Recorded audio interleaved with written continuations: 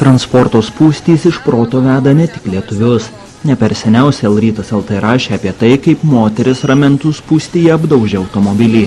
Konfliktas kilo, kai kelyje Klaipėda Vilnius ties Raseiniais dėl kelio darbų susidarė spūstys, kuriuose vairuotojai turėjo praleisti apie valandą. Nekantriausi vairuotojai aplenkti spūstį bandė važiuodami kelkraščiu. Tokio elgesio neapsikentęs vienas spūstyje laukiančių vairuotojų užblokavo kelkraštį. Tai sukėlė isteriją vieno kelkraščiu važiavusio automobilio keleiviai ir ši išlipus iš mašinos puolė Ramentų daužyti kelių eismo taisyklių pažeidėjų tramdytojo automobilį. L-rytas LT pasiekė skaitytojo filmuotą medžiagą iš Latvijos, kurioje užfiksuotas panašus įvykis.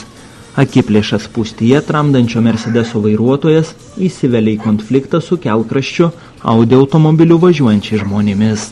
Ilgai signalinės kelią užtvėrusiam Mercedesui Audi vairuotojas bando lenkti priešai stovintį automobilį, tačiau šio vairuotojas užblokuoja kelią.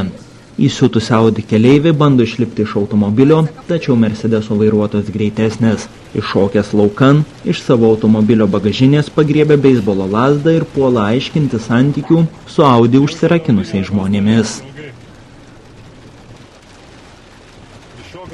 Lukas Pileckas, L-rytas LT.